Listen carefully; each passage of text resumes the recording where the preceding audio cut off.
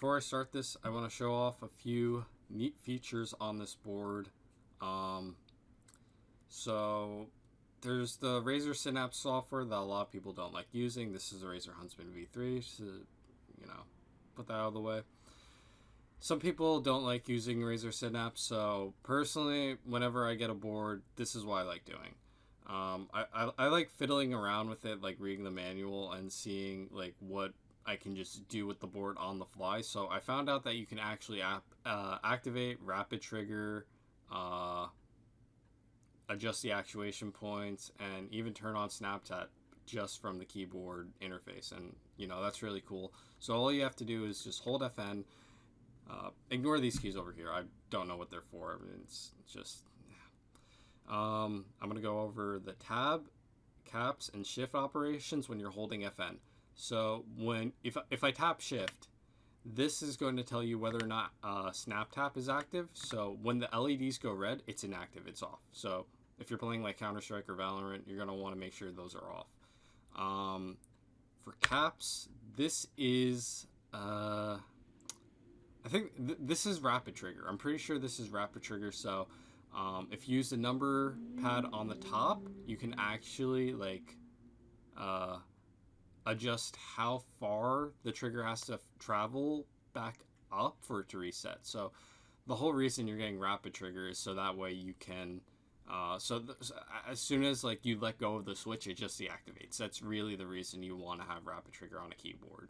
The spamming, that's nice, but realistically, if you're looking for a reduction in latency, which is why you got the board, you just want that key switch to deactivate the moment you let go of it. All right. So by using the numbers on top, you can. I'm pretty sure they're corresponding to the amount of millimeters in decimals. Like this is 0.1 millimeters, 0.2, 0.3, 0.4. You get the gist. My hand. Yeah. And all you just do is press caps. Wait. No, you press escape and then it exits. Yeah. Okay. So, yeah, just it'll show you whether or not it's on or off if all the LEDs light up. So yeah, that's also pretty neat. Make sure that's on. Okay. I'm gonna press F again here, and this is where you can actually adjust the actuation point. Now, this is where it's really cool. All right, so depending on how far you press a key in, you're gonna see the LED light bar on the top just light up depending on how far you press it in. So I'm pressing it a little bit, and then this is a lot. So you can see as I press it more deeply, the LEDs light up. So that's cool.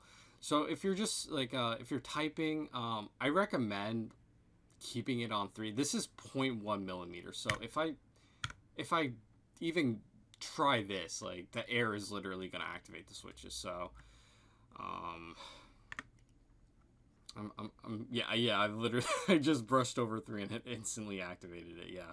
So you can see the LED sort of light up as I'm not even pressing in the switch. It's that sensitive on 1. So don't go with actuations for 1. If you're typing, I'd say 2's good for gaming. All right. If you're playing anything with WSD movement, just go with 2. 2's pretty nice, pretty solid from what I've seen. 3, this is really safe for typing. So enough chitter chatter, and let's get into the typing test, shall we? Yes, we shall. All right.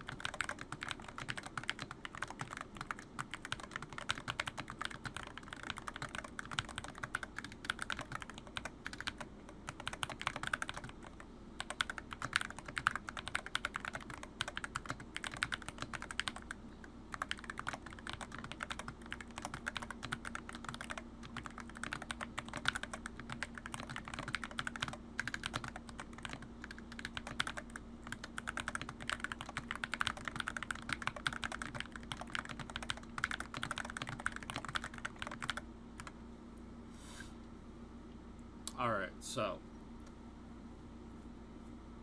one thing I really like about this board is the way that sounds. Like that's exactly why I'm making this. I got it out of the box and like it's I think it might be a little bit hard to hear, but every time like it's so much easier to hear in real life. Like every time I press a switch, it's like it kind of sounds like it's going into water. Like it sounds incredibly nice. The stabilizers on this are amazing, by the way. Uh, an incredible improvement over the original variations of this board.